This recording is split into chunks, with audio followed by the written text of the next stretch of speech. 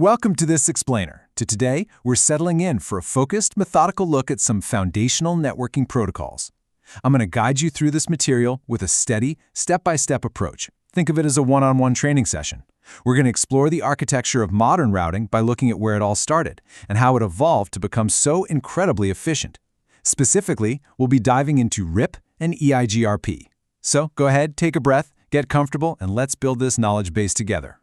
Now, you might be wondering, why are we dedicating time to legacy routing protocols, especially if your main goal is preparing for modern networking certifications like the CCNA? Well, as this quote directly from Cisco's exam guidelines points out, while OSPF is the main focus today, other related topics definitely can and do appear.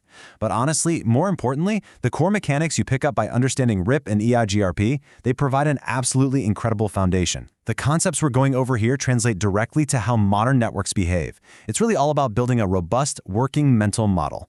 Here's our roadmap for today's session. First, the routing protocol landscape. Second, RIP, which is essentially routing by rumor.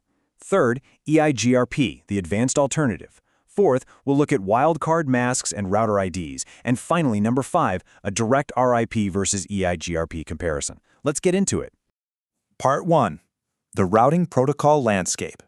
At its absolute core, routing is simply the process of selecting the very best path for data packets to travel across a network. Think of routers almost like traffic cops.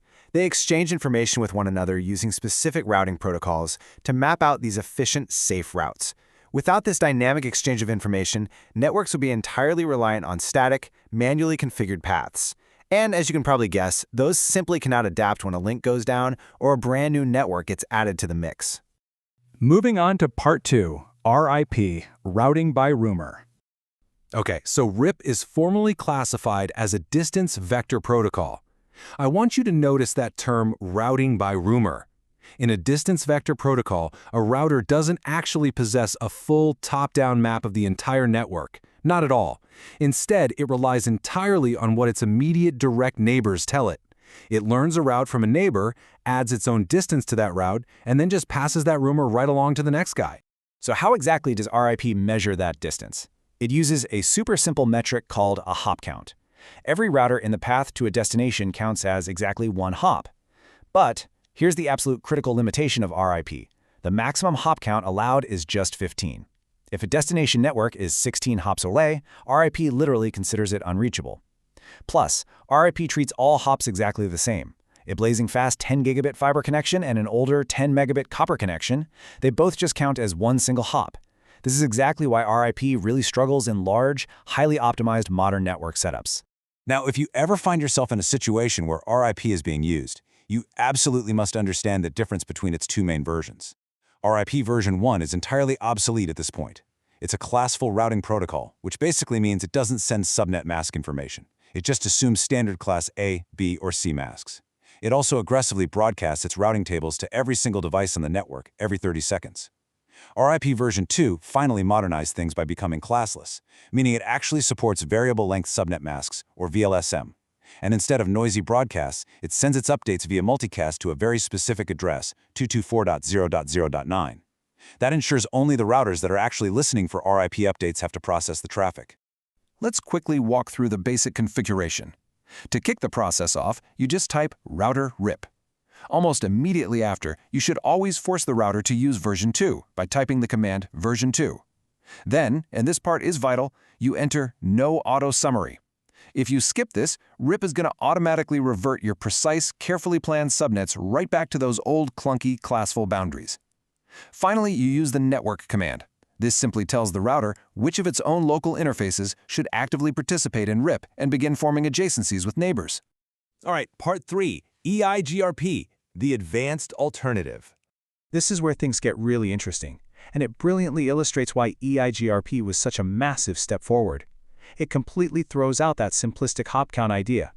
Instead, EIGRP calculates the metric of a route by analyzing two crucial things: the bandwidth of the slowest link in the entire path, plus the sum of the delay values of all the links. Because it's factoring in actual real-world link speed, EIGRP makes highly intelligent routing decisions. It even supports unequal cost load balancing, which is a neat trick that allows it to simultaneously send more traffic over the fast links and less traffic over the slow ones. Let's move to Part 4, Wildcard masks and router IDs. When you're configuring EIGRP, or OSPF for that matter, you're very often going to use a wildcard mask alongside your network statements.